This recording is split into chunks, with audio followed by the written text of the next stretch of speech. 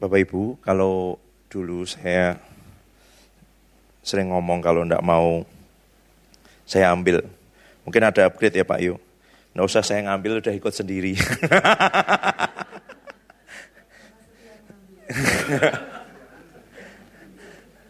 Sebenarnya hati Tuhan itu mau memberi kepada kita, itu aja.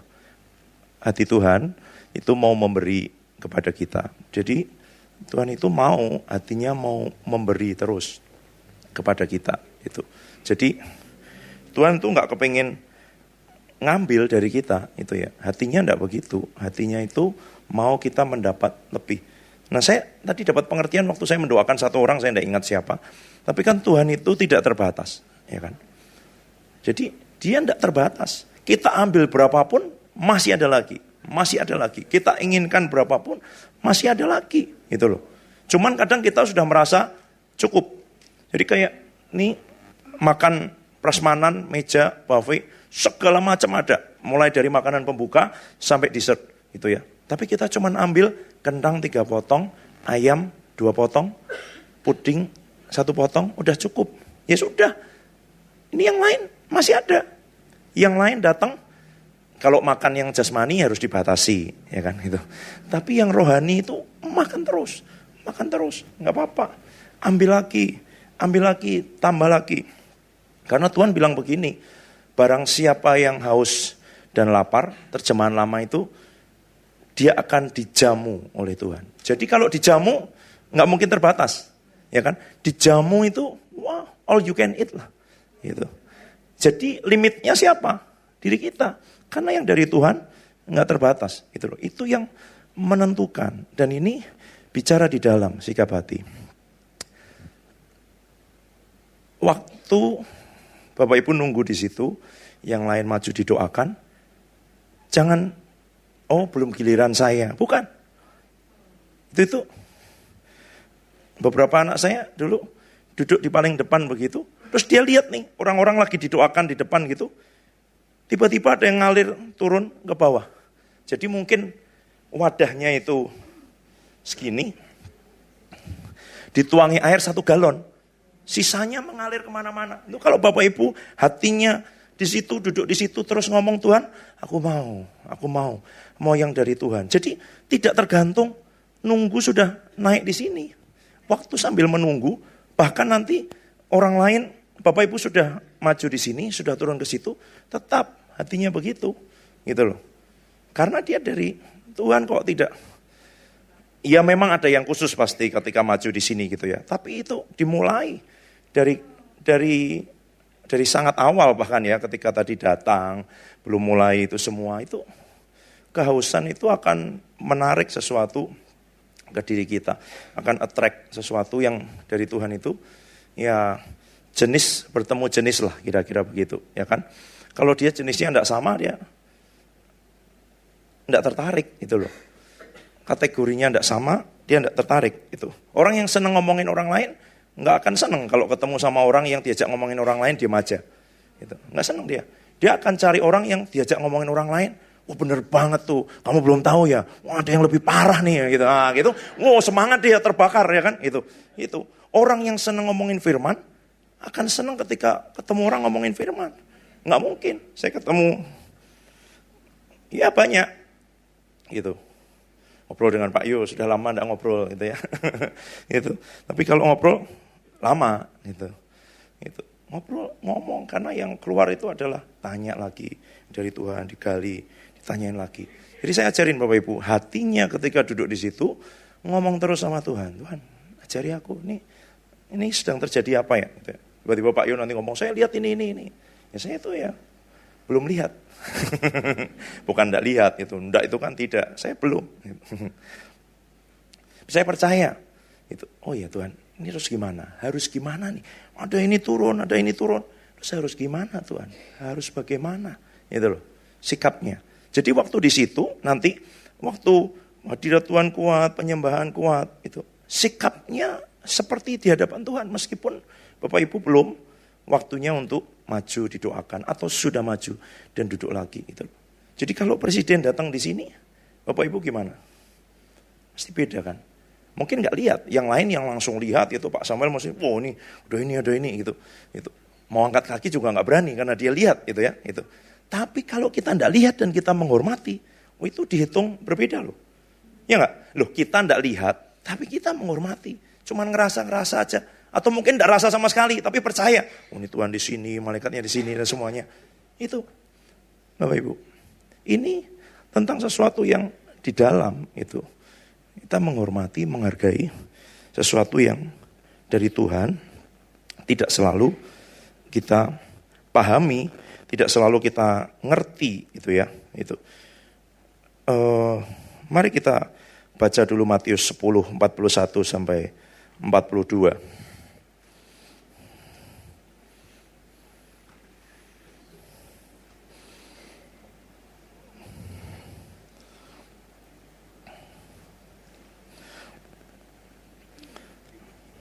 Injil Matius pasal 10 ayat 41 sampai 42. Barang siapa menyambut seorang nabi sebagai nabi, ia akan menerima upah nabi. Dan barang siapa menyambut seorang benar sebagai orang benar, ia akan menerima upah orang benar. Dan barang siapa memberi air sejuk secangkir saja pun kepada salah seorang yang kecil ini karena ia muridku, aku berkata kepadamu, sesungguhnya ia tidak akan kehilangan upahnya daripadanya. Nah, yang lebih spesifik sebenarnya adalah menerima nabi sebagai nabi, menerima orang benar sebagai orang benar, dan memberi air sejuk kepada seorang yang kecil ini, atau anak kecil ini karena dia muridku, sekalipun dia muda. Tuhan berkata, dia tidak akan kehilangan upahnya.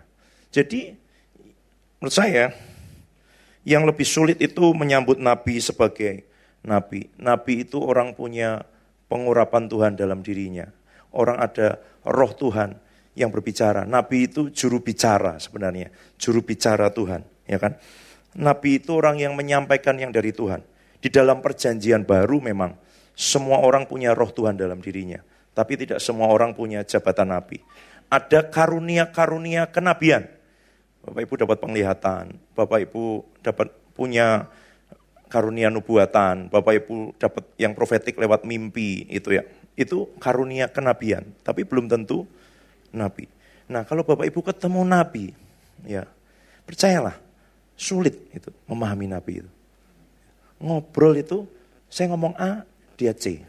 Saya lari ke C, dia ke F gitu ya. Saya ke F, dia balik ke A lagi gitu.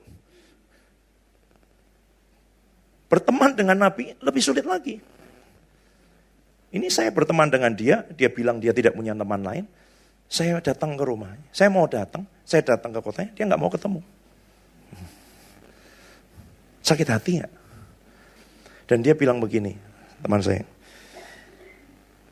Banyak orang nggak bisa ngerti saya, terus mereka bilang saya sombong. Saya pokoknya aneh lah. Ya, kalau nggak aneh bukan nabi. Itu. Nabi ya pasti itu loh. Nabi itu pasti aneh. Gitu.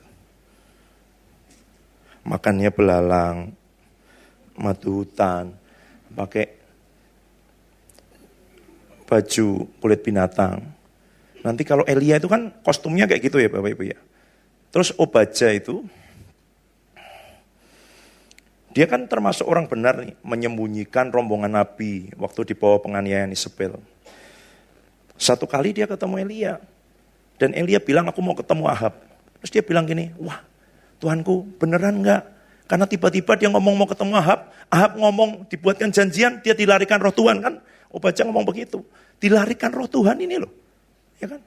Terus saya bersahabat dengan Nabi dan orang punya karunia kenabian.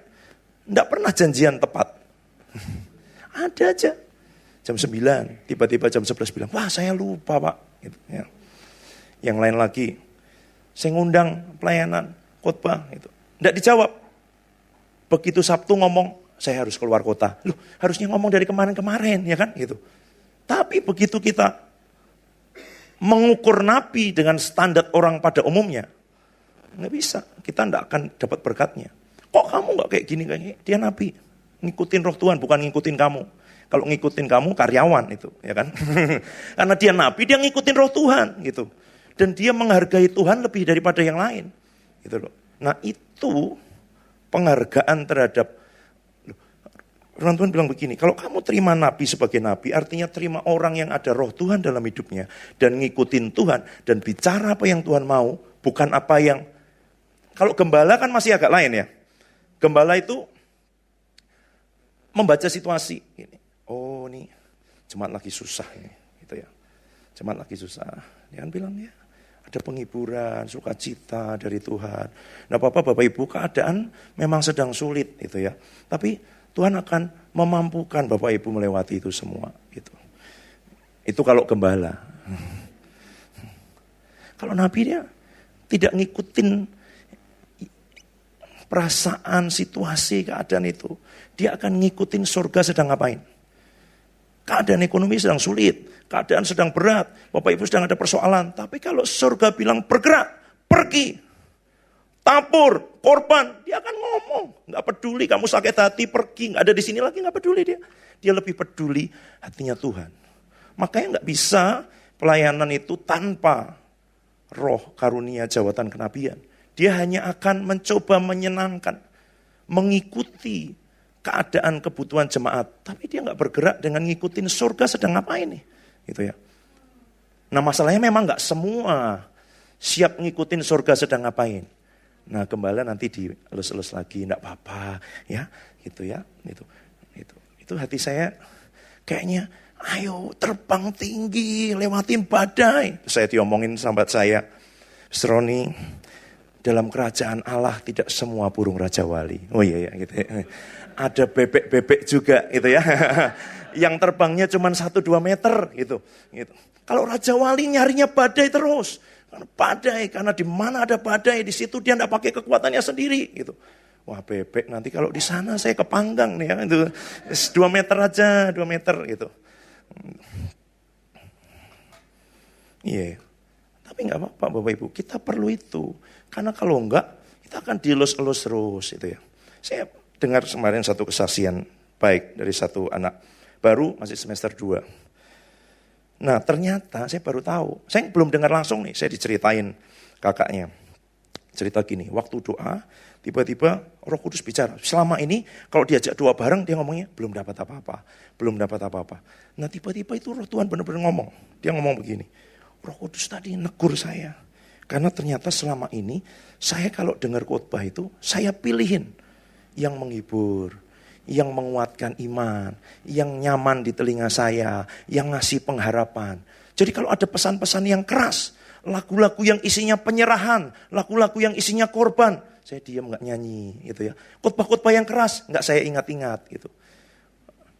Roh Kudus ngomong gini, terus dia ngomong, "Loh Tuhan, aku baca firman terus loh, aku nyembah terus loh, aku doa terus loh. Kok rasanya sama aja?" Iya, kamu makan bubur setiap hari. Itu. Makan bubur masih lumayan Bapak Ibu, ada yang harus diinfus. Ya enggak? Makan bubur masih lumayan dibanding diinfus, gitu loh. Bapak Ibu cukup dengan bubur. Atau kepengen ayam panggang, babi panggang, bebek, semuanya harus dikunyah itu, makanan keras. Gitu. Sesuatu yang tidak selalu nyaman buat kita, tidak selalu enak gitu ya, tapi itu berguna. Mungkin itu daun pepaya, sayur pare, ya kan, gitu. Tapi dia berguna gitu loh. Dia penting buat kita, meskipun kalau kita disuruh makan, wah, gitu ya. Sekiranya mungkin cawan ini lalu, ya kan? Gitu. Loh, tapi kita kadang nggak tahu bahwa kalau Tuhan ngasih makan itu. Saya pernah cerita mungkin, satu orang hamba Tuhan melayani di desa. Tiba-tiba berkat nggak datang. Yang dia bisa makan setiap hari daun pepaya. Daun pepaya dipetik, dicuci, ditumis. Ya dibikin nggak pahit, diremes-remes pakai garam, ditumis. Makan terus. Tuhan sudah 3 minggu, 5 minggu, 7 minggu terus. Dan setelah beberapa bulan, wabah malaria datang ke desa itu. Dan dia satu-satunya dengan keluarganya yang nggak kena malaria. Itu, ya kan?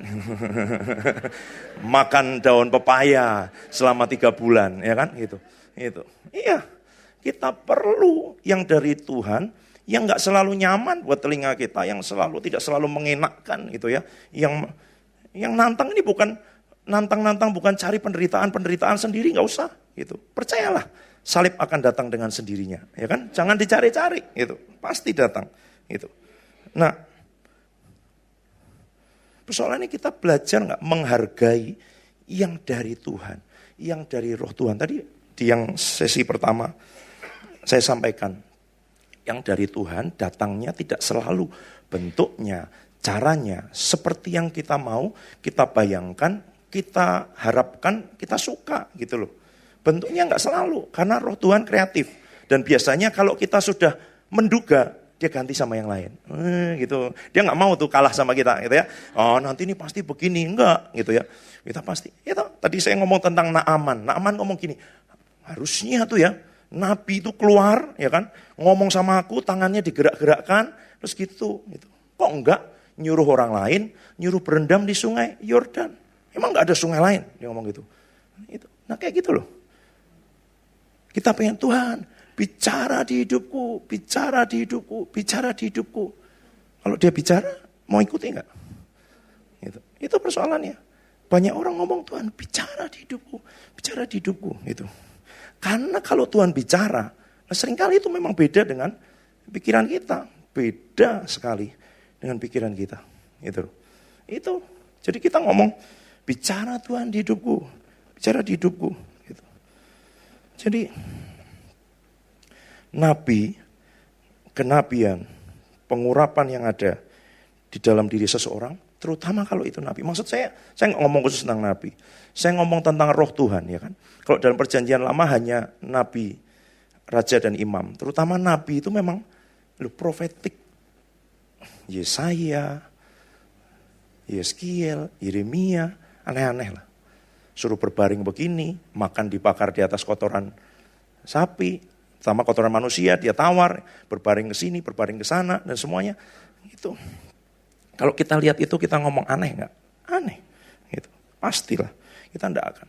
Kalau kita kepengen yang dari Tuhan dalam hidup kita, waktu caranya Tuhan memberi kepada kita, tidak seperti yang kita bayangkan. Kita mau terima nggak? Kita mau terbuka nggak hati kita? Atau kita punya patokan nih, Tuhan kalau engkau bicara ya, lewat firman aja lah Tuhan. Ya kan? Nah itu kita membatasi Roh Tuhan. Gitu loh. Tapi Tuhan rendah hati. Kalau kita ngomong lewat firman aja, dia bicara lewat firman aja. Gitu. Padahal dia bisa bicara lewat mimpi, lewat penglihatan, lewat orang lain. Kadang kalau Bapak Ibu lihat ini, dia bicara kepada Naaman lewat hambanya, perempuan yang tadinya tawanan waktu dia menyerang Israel. Hamba perempuan, seorang perempuan muda yang ngomongin dia bahwa ada nabi di Israel. Ya kalau dia tidak mau dengar itu, saya jenderal kerajaan Aram, kamu tahu apa? Gitu.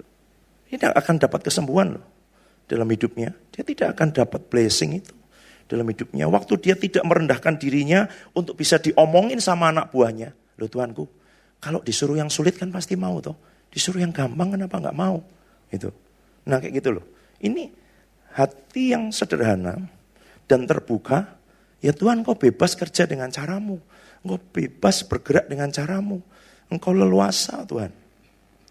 Ini harus ada sesuatu yang harus dikosongkan dulu, dibebaskan dulu. Ya kan?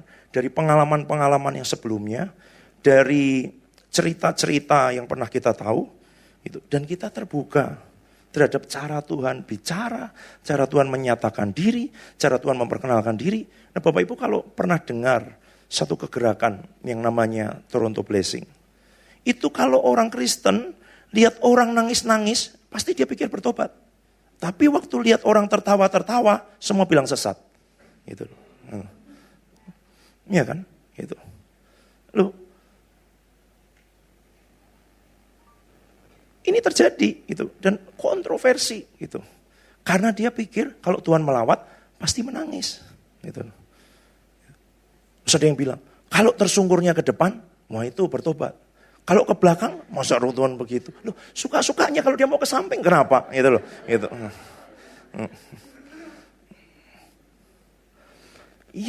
Yang banyak orang tidak lihat adalah apa yang terjadi ketika orang itu entah ke belakang, ke depan, ke samping, jungkir. Loh, Heidi Baker, saya terhibur sekali. Heidi Baker itu Sekolah teologi beneran. PhD dari King's College London. Systematic Theology. Setelah Tuhan suruh dia ke Mozambik, suaminya sakit ini semua. Tuhan suruh ke Toronto, orang-orang marah sama dia.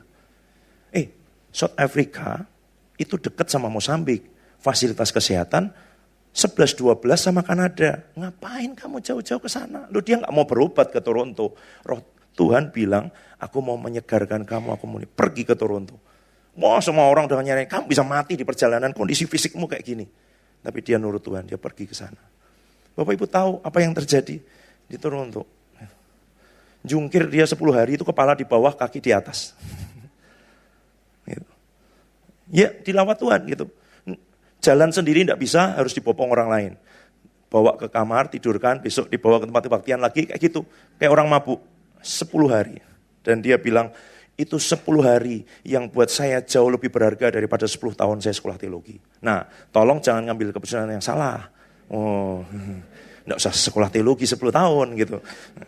Itu juga membuat aturan sendiri, terserah Tuhan. Kalau suruh sekolah teologi 13 tahun, ya ikut. Enggak disuruh, jangan. Gitu aja. Dan setelah 10 tahun mau disuruh buang, ya enggak apa-apa. Gitu. Bahwa yang 10 hari itu buat dia lebih berharga. Ya. Tapi sekarang Tuhan suruh Heidi Baker buat university. Dan dia baru tahu kenapa dia harus PhD. Karena mau dikasih universitas sama Tuhan. Gitu loh. Ya kan? Itu. Jadi waktu disuruh buang ya, buang. Ini sampah. Sampah lah kata Paulus ya kan. Sampah gitu. Jadi jangan, enggak ada pola. Itu persoalannya itu begitu kita ketemu dan mengalami sesuatu. Mesti kayak gini nih Tuhan. Ya kan? Mengurapi. Ini baru ada airnya di situ. Saya enggak tahu ngomong sama Pak Yo, mungkin sesi 2 enggak ada ya kan. Atau sesi 2 hanya Pak Yo yang mengurapi dan kita menopang dalam doa, Ibu Ai. Jadi Harun dan Hur ya kan. Loh, ya saya enggak boleh gini, Pak saya sudah datang jauh-jauh dari Salatiga naik kereta mempersiapkan hati saya.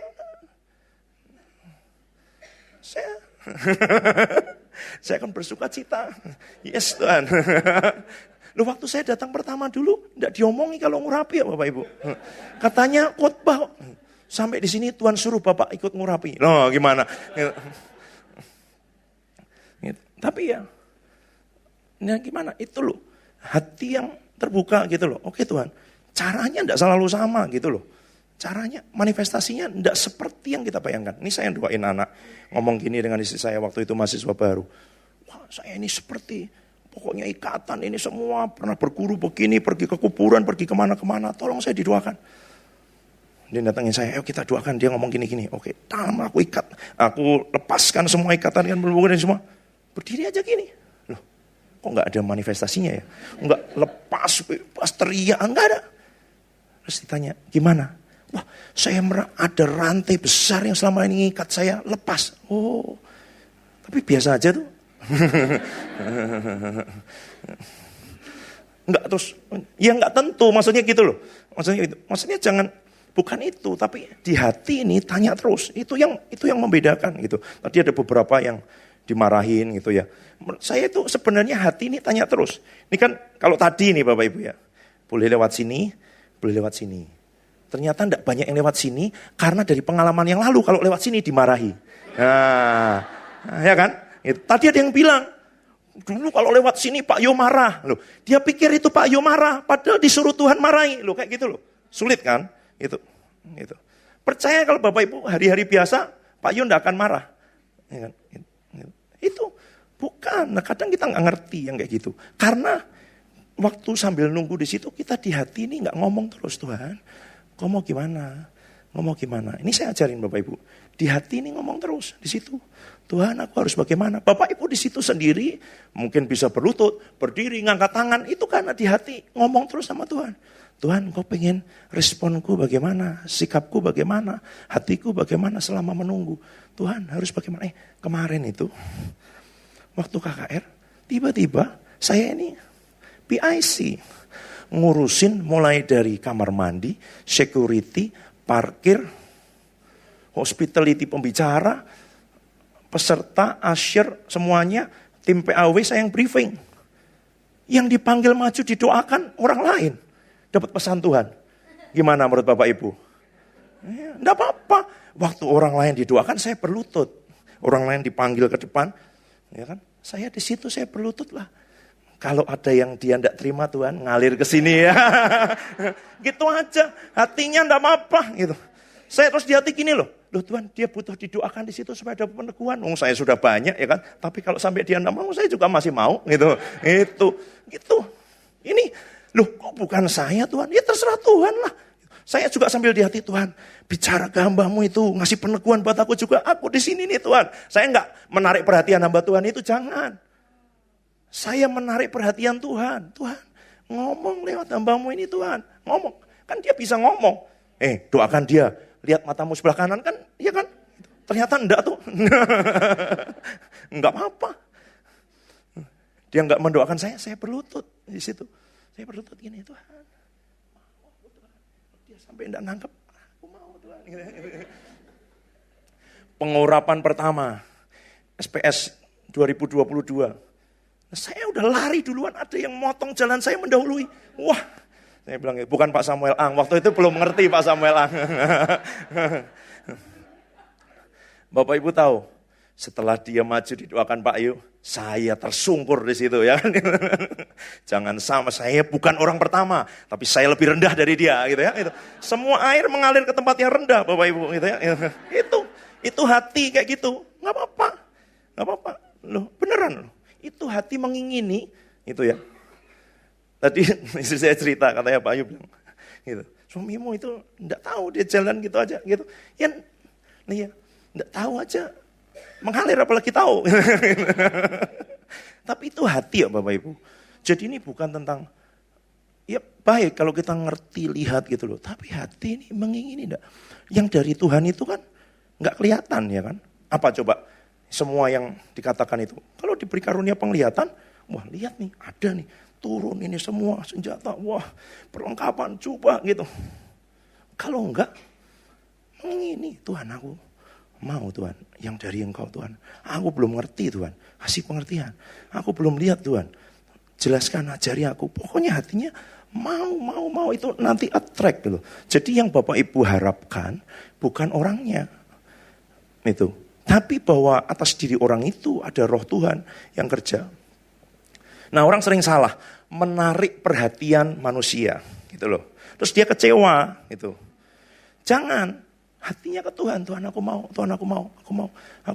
gitu. Nah itu nanti akan ngalir gitu. Nah kalau lewat orang yang punya karunia kenabian, iya gitu.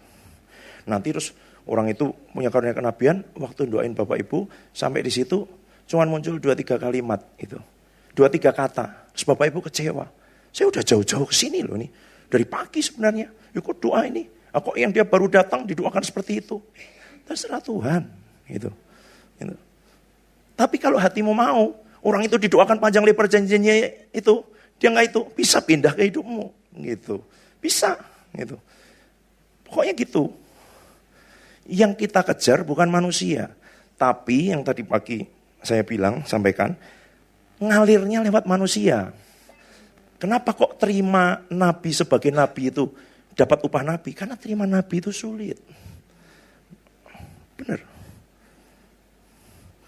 Sulit. Kalau Bapak Ibu tidak percaya, minta dikenalkan sama nabi. Tapi kalau Bapak Ibu salah merespon, wah berat. Tidak usah carilah. Dalam pengalaman saya tidak mudah gitu, ngobrol. Meskipun kalau sudah ketemu yang ngomongnya 4 jam juga. 4 jam itu ya. Tapi itu nggak nyambung bener. Ngomong ini ke sana, ngomong ke sana.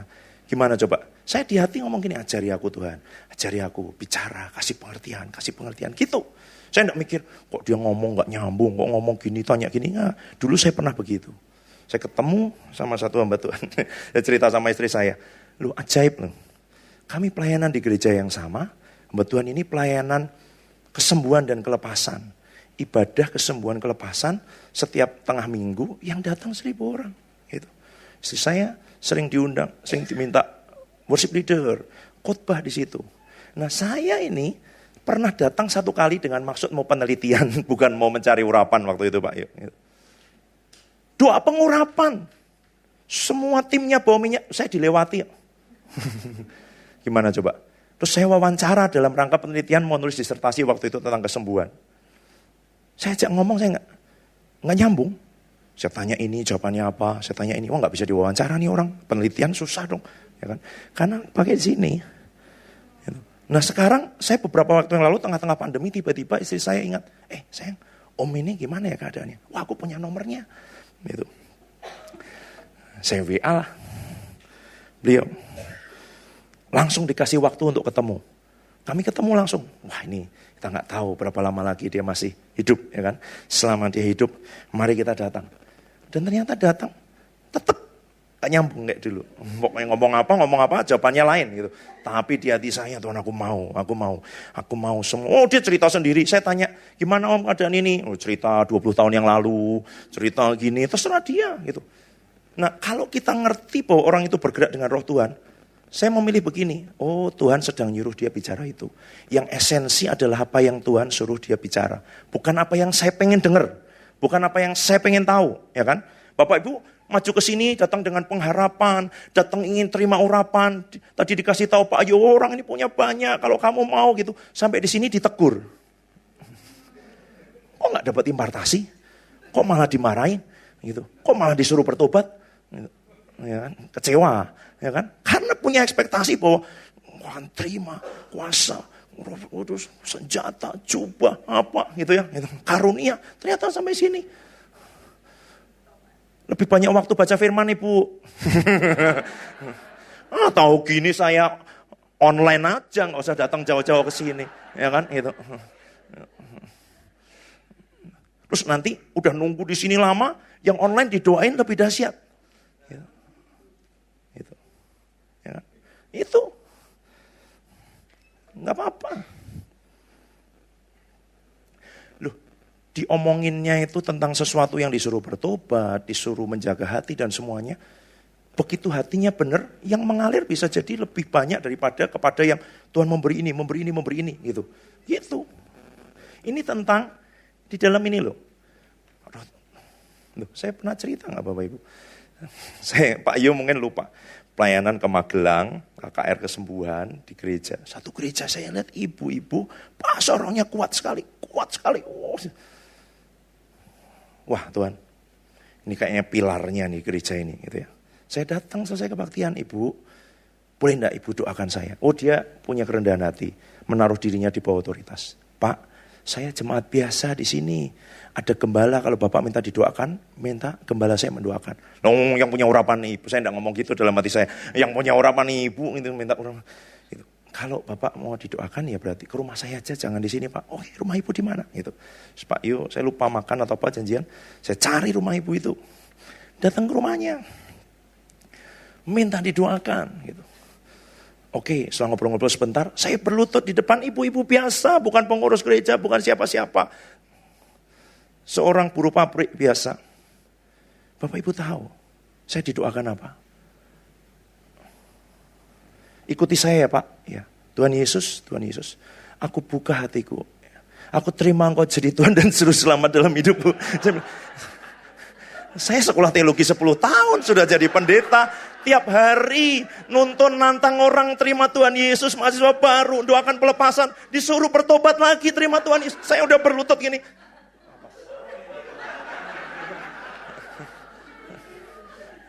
Terus gimana? Wah, nggak bener ibu ini nggak peka ternyata ya salah. Benar. Ini Tuhan, ini kenapa kok begini? Saya begini. Yang salah saya apa dia ya kan? Ya. Loh disuruh. Nah saya dengan kuat loh. Saya undang engkau, ya. Tuhan Yesus masuk dalam hatiku jadi Tuhan dan Juru Selamat. Aku putuskan ya, semua ikatan-ikatan yang lama dari hidupku, dari nenek moyangku, generasi di atasku, orang tuaku, dilakukan sadar dan sadar. Ya saya lakukan itu karena anak sekarang saya dituntun untuk doa pelepasan lagi. Ya. Sampai tiba-tiba Roh Kudus ngomong gini, ujian kerendahan hati. Oh ya. Oke Tuhan, oke. Oh semakin semangat saya ya kan. Saya ikuti kata-katanya dia nggak apa-apa gitu. Loh, tadi sakti banget di gereja. Ketika saya sampai rumahnya kok suruh terima Tuhan Yesus. Apa? Loh, kan salah kan harusnya. Kalau dia peka, masa dia tidak percaya saya sudah lahir baru, gitu. Masa saya belum pernah dilayani pelepasan, gitu. Dia tanya lagi, saya lihat ada ini, apa betul? Wah, saya tidak tahu ibu, tapi kalau memang betul itu, patahkan aja, hancurkan aja, tidak apa-apa, gitu ya. Gitu. Kayak gitu. Ini tentang hati, gitu loh. Dan Roh Kudus masih, jangan kerendahan hati. Oke Tuhan, oke. Bisa salah loh hatinya. Kamu minta didoakan sendiri, ya kan? Setelah doakannya suruh bertobat, kamu nggak mau, gitu. Oh, tak pikir pengurapan roh pendoa syafaat, ya kan? Gitu. Ternyata bukan, gitu. Ini loh, yang sulit itu di situ loh, Bapak Ibu, ya kan? Gitu. Kita punya ekspektasi, gini loh Tuhan, gini loh. Tuhannya siapa, gitu loh. Dan Tuhan ngomong lewat hambanya itu tidak selalu seperti yang kita kepingin. Sahabat saya bilang begini, dia lagi dapat hal yang baru gitu Pak Ayo. Dia ngomong gini, wah saya ini dapat nih Mas Roni, ya kan, tentang hikmat. Hikmat ini untuk pengembalaan lebih baik, lebih cocok dibanding profetik gitu. Kalau profetik itu gini, yes or no, ya, terima atau enggak. Kalau enggak berarti kamu ngelawan Tuhan. Gitu. Nah kalau hikmat tuh masih spektrumnya masih luas gitu. Tuhan ingin kamu melayani orang-orang miskin gitu. Pengennya Tuhan sih kita pergi ke tempat pembuangan sampah, melayani orang miskin, tinggal di situ. Tapi ya karena kita masih nawar, pokoknya hati kita untuk orang miskin, ya udah kita bikin makan, terus kita bagikan seminggu sekali. Itu masih di area yang sama gitu. Itu. Tapi kalau kita mau sungguh-sungguh, itu tidak sesuai kehendak Tuhan yang sempurna. Gitu. Kalau Nabi akan ngomong, kamu ngelawan kehendak Tuhan. Gitu. Tuhan ke kanan, kamu ke kiri, ya kan? Kamu sedang lari ke Tarsus. Itu Nabi, itu. Gitu. Tapi begitu penggembalaan, tidak apa-apa, Bapak lakukan aja, ya kan? Seperti yang Bapak masih bisa kan, memang Bapak masih bekerja, gitu. Bapak Ibu suka yang mana? Yang kedua pasti, ya kan? Gitu. Tapi kita tidak maju-maju, karena kita oh iya, enggak apa-apa gitu. Standarnya jauh, memang masih di area yang sama gitu. Gitu loh. Nah, ini yang ya mari kita belajar minta diajari Tuhan. Roh Kudus ajari aku, ya kan? Nerima yang dari Tuhan, bentuknya, isinya, bungkusnya, salurannya serah engkau. Jangan membayang-bayangkan dulu. Jangan punya harus kayak gini gitu ya. Terserah Tuhan. Ya kan? Terserah engkau Tuhan. Pokoknya aku mau terima semua yang dari Tuhan. Hatinya harus kayak gini loh. Waktu kita enggak ngerti, kita hatinya kayak Maria. Dia simpan di dalam hatinya. Banyak orang ketika diomongin sesuatu enggak ngerti, dimuntahkan. Tolak, dibuang gitu loh. Makanya firman Tuhan bilang apa? Memang jangan menganggap rendah nubuat. Ujilah segala sesuatu tapi jangan menganggap rendah. Jangan menganggap rendah itu ya jangan menyepelekan, jangan menganggap ringan. Loh, sungguh banyak orang itu enggak ngerti kayak gini. Teman saya cerita. Dia tinggal di kampung, di pedalaman. Dia bilang rumah itu bentuknya mirip semua. Tapi ini ada orang dari kecamatan lain, dari tempat lain jauh, datang ke situ, disuruh Tuhan, nemukan rumahnya, diomongin rumah bapak ini, rumah bapaknya dia, langsung ketemu, gak tanya-tanya. Ya kan? Pasti orang disuruh Tuhan, bukan orang kerjaan, ya kan? Gitu. Di situ, bapaknya didoakan, dia didoakan, adiknya didoakan. Setelah didoakan, mereka ngikutin. Enggak, besoknya dia tanya kemarin, gimana yang itu? Udah lupa. Padahal menurut teman saya persis spesifik. Yang pertama aja orangnya datang dari tempat lain, cari rumah itu. Dia bilang orang yang sudah pernah pergi ke sini aja, nyari lagi, keliru rumah orang lain. Ini orang belum pernah datang, langsung sampai ke situ. Tapi waktu didoakan, dapat pesan Tuhan, besoknya udah lupa.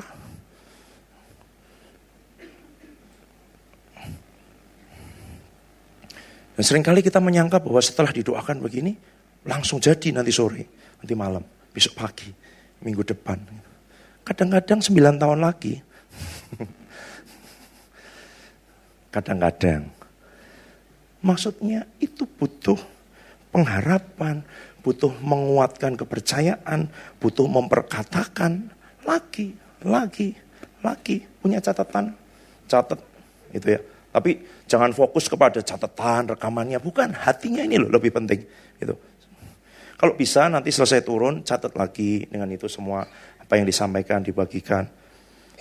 Besok waktu berdoa, nanti waktu dalam kesulitan, waktu kenyataan-kenyataan kehidupan tidak seperti yang Tuhan katakan, kita baca lagi. Bukan, kenyataannya adalah janji Tuhan dalam hidupku, ya kan?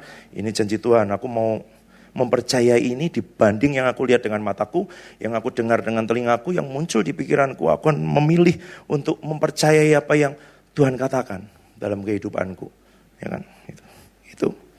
Itu caranya, Bapak Ibu. Karena memang Tuhan Yesus ngomong, mereka kecewa dan menolak Dia. Lalu Tuhan Yesus ngomong apa? Memang Nabi dihormati di mana-mana, kecuali di tempat asalnya dan di rumahnya. Dan karena ketidakpercayaan mereka, tidak banyak mujizat diadakannya di situ.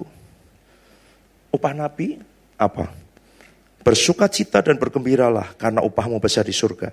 Sebab demikian juga telah dianiaya nabi-nabi yang sebelum kamu. Loh, terima Nabi sebagai Nabi. Kalau ada orang itu memang spesifik Nabi, ajak makan. Belum tentu mau loh diajak makan. Beneran. Gitu. Mau ngajak makan Nabi susah. Gitu. Beneran. Puasa, ya kan? Kalau makan terus biasanya bukan Nabi. Mau nraktir Nabi aja susah. Saya paksa, saya ajak begini-begini, makan juga dia. Sahabat saya, Nabi, mau pindah pelayanan tempat lain. Kami beri. Halo Kak, titip ya berkat Tuhan untuk ini.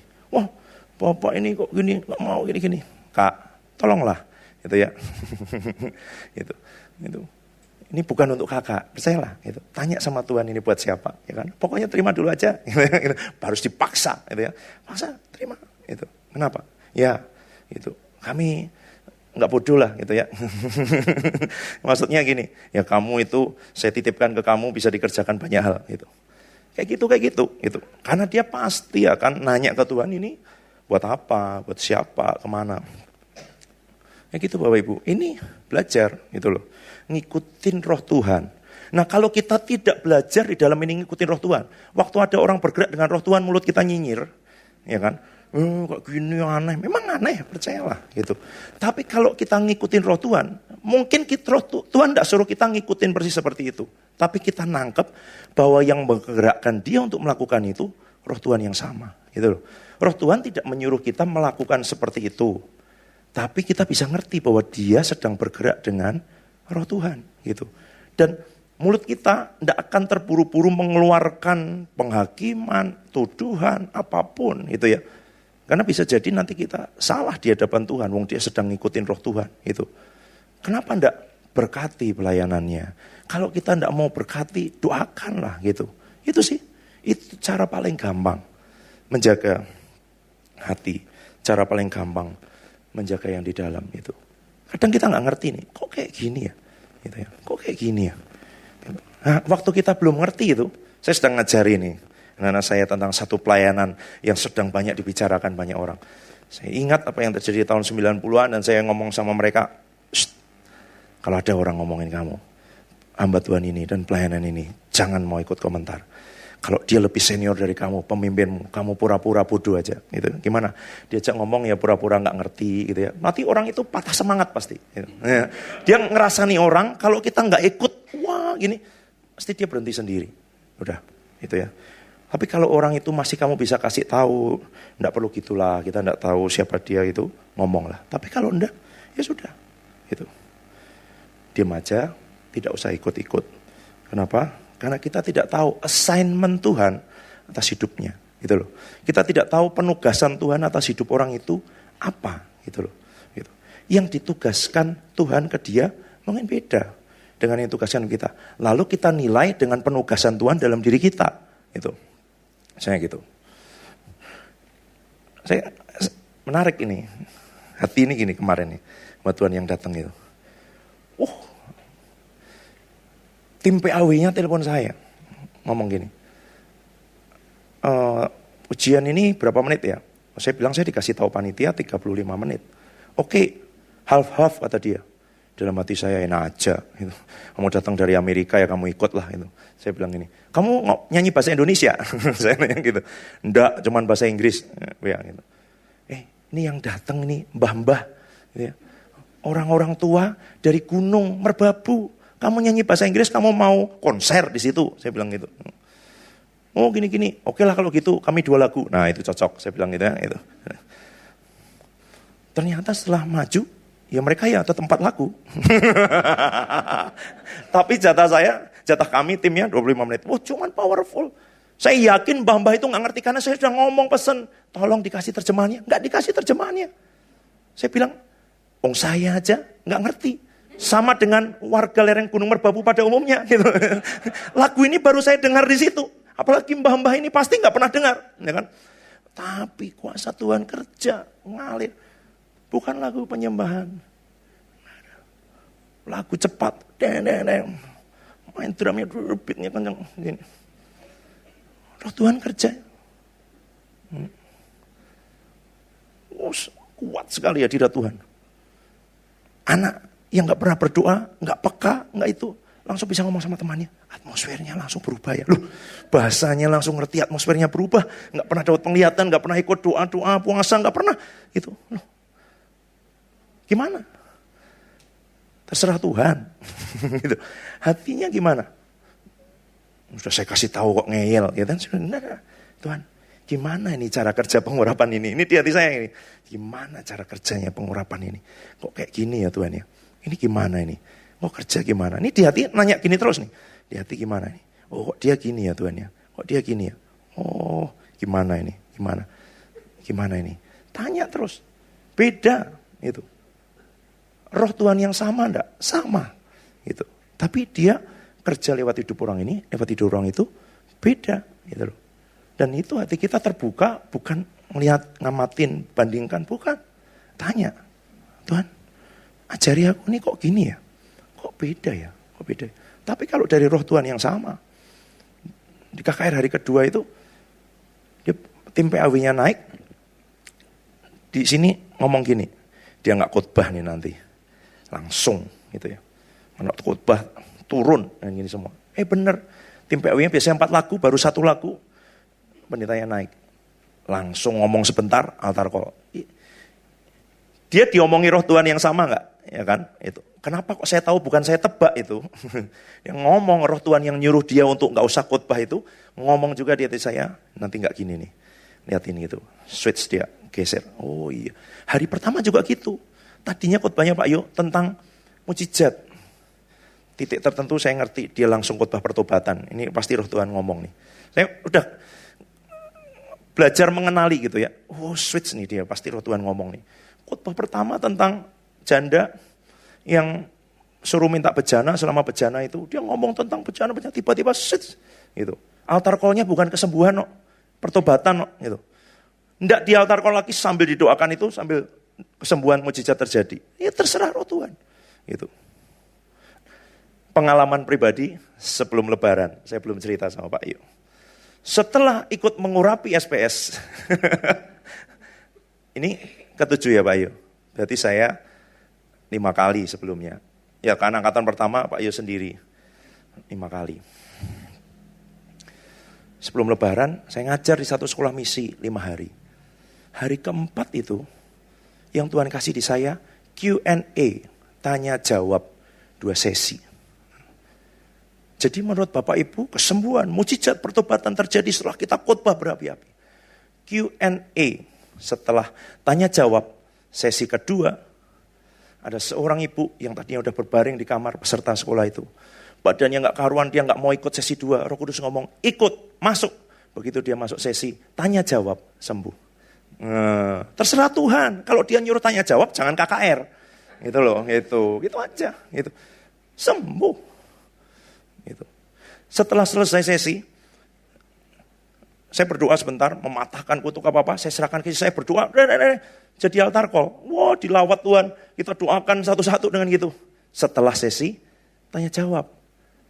Terus kita pikir besok, wah berarti besok tanya jawab aja. Salah ya kan, itu. Bukan, terserah Tuhan. Disuruh tanya jawablah. Gitu. Disuruh khotbah, ini gini. Nah, saya diberkati satu hamba Tuhan yang ngomong, Roh Kudus ngomong dia, khotbah keuangan. Khotbah keuangan, dia ngajarin tentang keuangan, menabur, murah hati, semuanya. Setelah selesai, tantang mereka terima Tuhan. Loh, bukan tantang ngasih persembahan Tuhan, tantang mereka terima Tuhan Yesus. Loh, kok salah? Gitu. Nurut. Siapa yang mau terima Tuhan Yesus, jadi Tuhan Yesus selamatnya, buka hati. Dia bilang, yang maju lebih banyak dari kalau pada saya khotbah keselamatan. Dia bilang itu. Karena Tuhan mau ngomong, itu aku yang kerja. Kamu nurut aja. Gitu loh. Itu yang nggak sedang ngomong, membuat pola-pola, saya khotbah keuangan aja nih, yang bertobat lebih banyak, ya kan? Atau kalau mau supaya orang ngasih persembahan, khotbah keselamatan. Itu bukan. Itu enggak ada Bapak Ibu, tidak ada metodenya. Bergerak dengan roh Tuhan, kayak gitu. Gitu loh. Termasuk menerima, memahami, menangkap orang yang sedang bergerak dengan roh Tuhan. Gitu. Hari terakhir Pak Yo, pengurapan. Saya dengan dia, 2 orang aja. Sini. Manifestasinya persis. Gitu ya. Orang pertama dan kedua memang ketua kelas dengan 1 orang yang saya tunjuk untuk nanti manggil-manggil itu. Enggak saya suruh lepas sepatu, enggak saya suruh itu. Tapi setelah orang ketiga, mereka lepas sepatu sendiri. Setelah itu mereka kesaksian, lihat itu. Api semua di depan, langit terbuka, malaikat datang, ada Daud nari-nari di situ, malaikatnya terbang-terbang di situ semuanya. Bergaul dengan siapa, ya kan? Masa berapa sudah hampir 1000 kepala di sini, sekian puluh jam, masa nggak nempel pengurapannya, impartasinya nggak turun. Iya loh, gitu. Padahal saya nggak ceritain, nanti akan begini, nggak ada. Coba kesaksian telah selesai. Dan yang ajaib Bapak Ibu, itu tidak lama, 3 jam. Gitu. Sakitnya di badan sama dengan kalau 7 jam. Jadi saya mikirnya gini, karpetnya kurang tebel, kursi ini. Saya duduk di kursi kayak gini, lebih tebel, duduk begini. Hanya 3 orang yang saya berlutut suruh ngurapin kakinya. Yang lain saya begini nih. Gitu. Sakitnya di sini sama kalau kayak duduk di sini di bawah 7 jam. Gitu. Ini karena itu bukan pegel. Saya pikir itu karena jongkok begini. Enggak itu. Bobot kemuliaan Tuhan. Gitu. Saya di hati kepengen ngomong gini, sekiranya mungkin Tuhan, cawan ini lalu.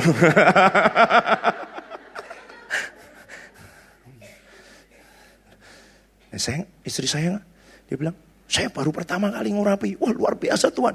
Kasih penglihatan ini, bicara ini, ngerasakan ini. Loh, saya lihat enggak, dengar enggak, ngerasakan juga enggak. Terus Bapak ngapain? Nurut sama Tuhan. Gitu. Itu aja. Gitu. Terus Bapak Ibu jadi deg-degan kan? Jangan-jangan nanti Pak Roni ini doain saya apa? Karena itu ujian untuk hatimu, ya kan? Gitu. Iya. Kalau nggak percaya Bapak Ibu dengerin rekaman khotbah yang lain. Menurut saya itu lebih sistematis. Gitu. Karena Pak Yu ngomong suruh dengerin apa aja, saya ngomong apa aja. Gitu. Ini tuh nguji hati, gitu loh. Kayak gitu loh Bapak Ibu, yang sulit dipahami hanya dengan pikiran, gitu loh. Tapi kalau Bapak Ibu sambil duduk di situ, saya tadi udah berencana loh, mau ngomongin Bapak Ibu supaya hatimu itu nanya terus sama Tuhan. Saya ngomong apa, tanya sama Tuhan. Nanti dia akan berikan gambaran nih sebenarnya bagian Bapak Ibu dari yang saya sampaikan ini apa gitu. Tapi enggak keluar tadi. Jadi tolong itu ngajarin Bapak Ibu duduk di situ, siapapun yang bicara ngomong begini, Tuhan aku mau makan dari Engkau, mau makan dari Engkau, makan dari Engkau. Mungkin yang Bapak Ibu tangkap untuk Bapak Ibu satu kalimat, satu cerita, enggak apa-apa. Tapi itu Tuhan bicara itu, dan itu akan bicara di hidupmu. Daripada coba memahami, ini dari tadi ngomong apa ya? Bapak Ibu ketawa-ketawa setelah ini lupa, ya kan? Gitu. Nah, minta yang dari Tuhan buat hidupmu masing-masing. Minta yang dari Tuhan, ya. Itu hati untuk terbuka, untuk nerima, nyiapin Bapak Ibu, manifestasinya bisa macam-macam. Pokoknya jangan lihat kanan kiri, jangan lihat yang lain, fokus sama Tuhan. Di dalam ngomong terus, Tuhan aku mau yang dari Engkau, mau yang dari Engkau, mau yang dari Engkau. Mari kita berdoa.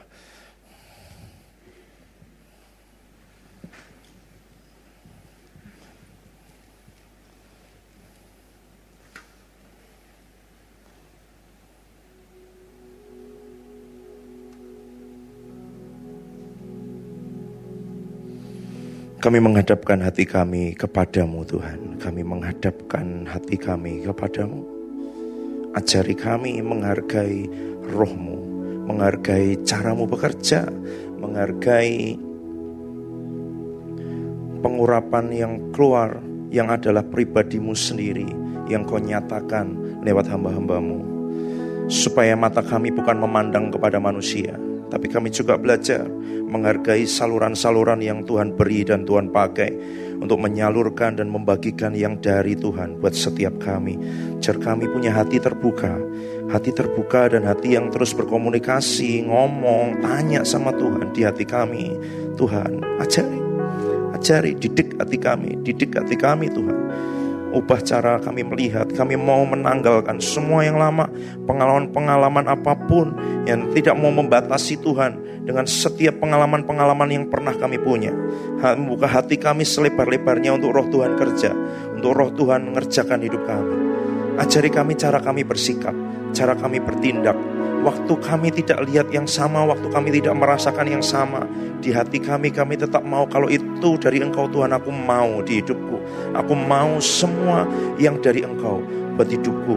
Biar tidak ada yang terlewat, biar tidak ada yang tercecer, yang seharusnya menjadi jatah dan bagian kami. Hati kami terbuka, hati kami mau menerima. Kami mau yang dari Tuhan buat hidup setiap kami. Kami mau yang dari Engkau buat hidup setiap kami. Ambil waktu beberapa menit Bapak Ibu, doa sendiri, ngomong sama roh Tuhan. Minta dia ngajari, minta dia membuka hati, mengubahkan cara memandang, cara melihat, dan menghargai kehadirannya dan caranya bekerja. Membebaskan dia sebebas-bebasnya, kerja dengan caranya, kerja seturut maunya.